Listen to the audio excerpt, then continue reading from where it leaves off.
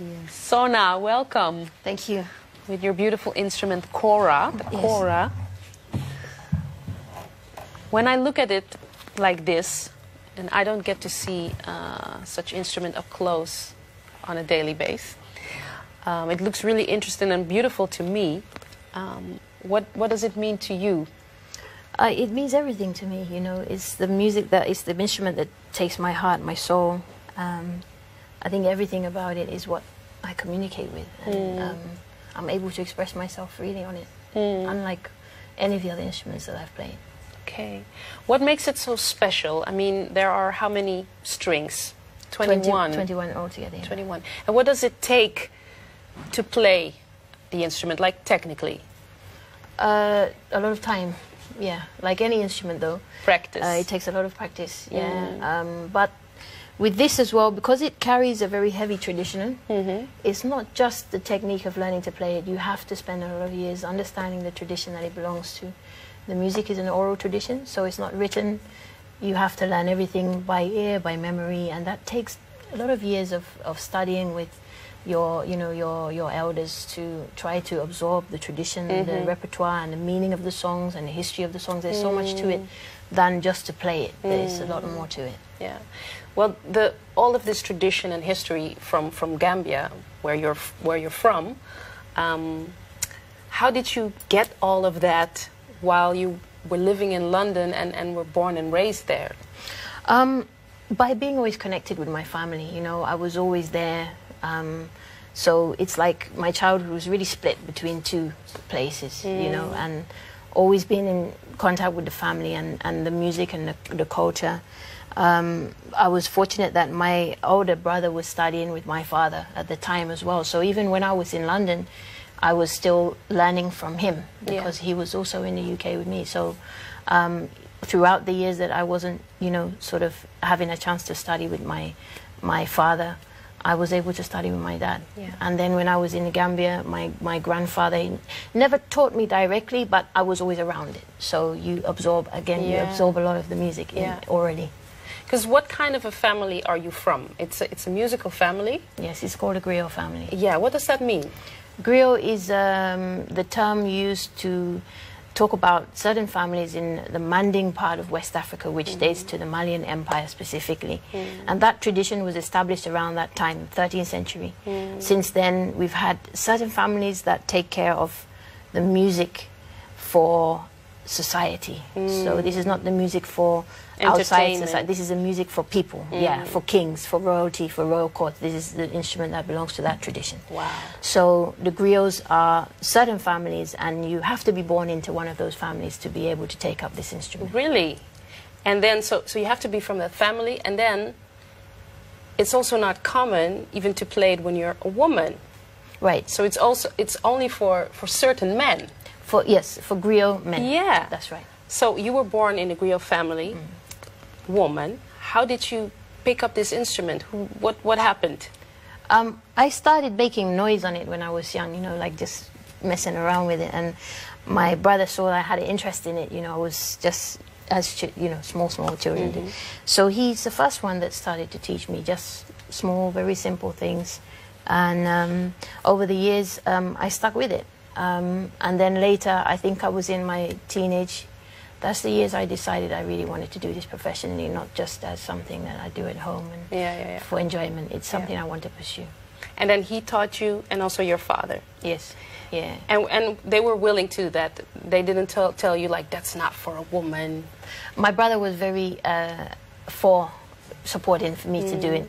I don't think necessarily just because I was a woman, but you know, I was always with him. Yeah. But my father, you know, he said to me that he wasn't sure, to be honest, if I was serious about it or not.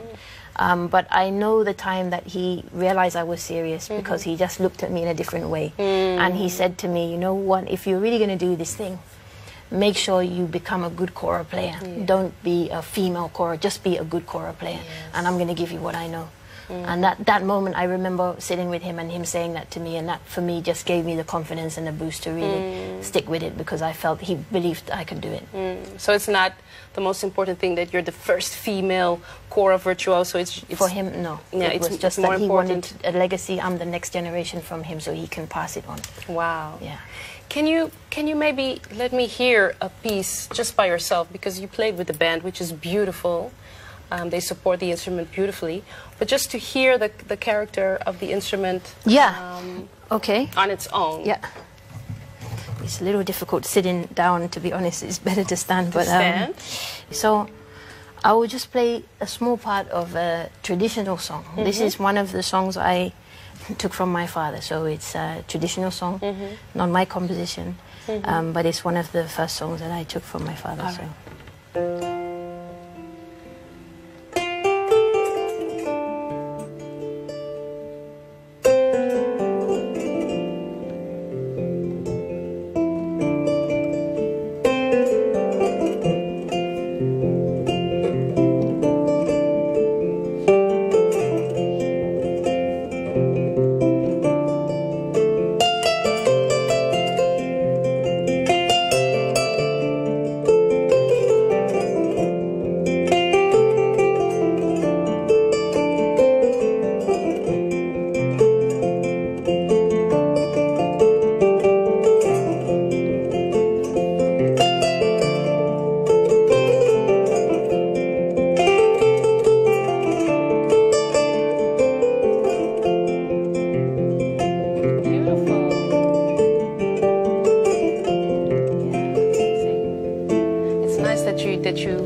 You hear a rhythm, even if it's not the music that you're used to or that you know.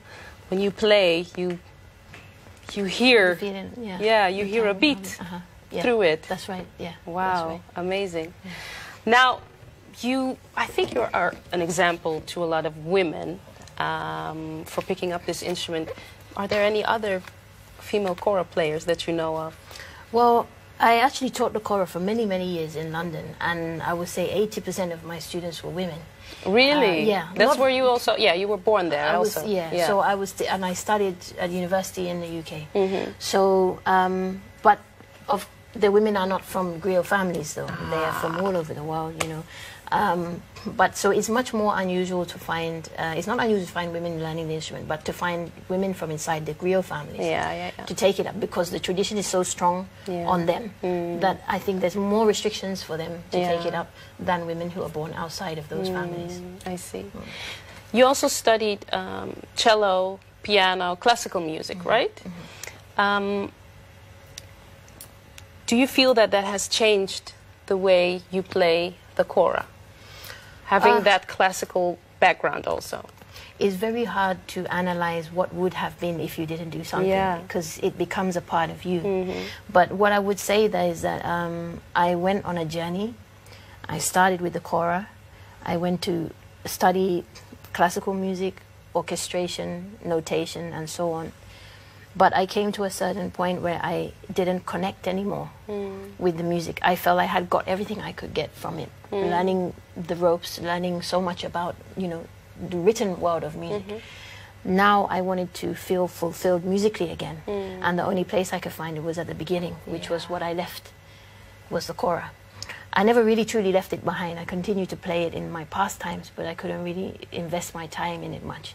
So it's like a full circle. I came back to the kora, and again the love and the way that it touches me was never changed.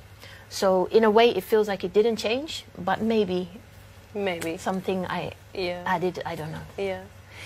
Now you also have a school, which is quite special. I mean, you're a young girl and also, you know, recording music, and you found time to set up a school in Gambia. What kind of a music institution is that? This was inspired by the years of teaching in institutions and universities in the UK, and also in Germany as well, and in America, doing a lot of work in the university circuit. I had a problem that there was nowhere for students to go in the Gambia to further their studies. We are learning about African music, African history, African culture in Europe, But if you go to Africa, there's no place to continue your study. And it didn't make sense to me. You know, why are we not bridging that connection? So for me, it was about trying to set up an institution in the Gambia which can preserve history and the music and the culture for young people in the Gambia. At the same time, to also be able to help continue and further studies for international students who are studying in universities abroad at a high level. So it's the first institution in the Gambia of this type, so which is a full-time school. So the children learn all of their normal subjects they will learn in the school, at the private school education So they level. stay there?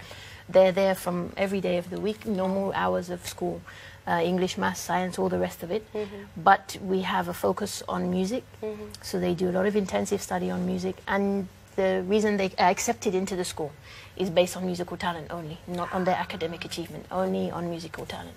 Wow. So it's something which is a new thing in the country very much, and it's growing and it's so inspiring. Yeah, I can imagine. You're investing in the future. This is it. And this actually is what it means to be a griot, is to always invest in the future. And to pass on Pass on the to the music next generation. and the generations. Yes. Wow, amazing. You're working on a new album, but you're really taking your time. Yes. I'm all for that. I'm a singer myself. Okay, good. People are always asking, It's not many. why is it taking so long? Yes. What are you doing? Right. What do you have in mind? What kind of goal do you have? When is it ready for you? It's ready when it's ready. But I would say that I know where it's going. And that is the reason I'm taking my time, because I know when it's not there. Yeah. Every step for me means something. It's not just a music album that I'm doing music. It means something in this tradition, because understanding where the tradition has come from and understanding the importance of every generation to make its mark. The first album for me made my mark on the scene, established my position in this tradition. The second statement for me is an even more important one. So I can't just rush it and make it. It's not just a musical venture. It's also a historic one for me, and also an ancestral journey for me. Something I'm trying to carry everything that I've taken and bring it into a new creation and create, in a way, a new sound for myself and a new sound for the tradition that I'm born into. So it's a hugely important landmark in my life, so I need to be very careful in how I place it. So Does it take all the time you need? When it's out, we will know about it. Yes.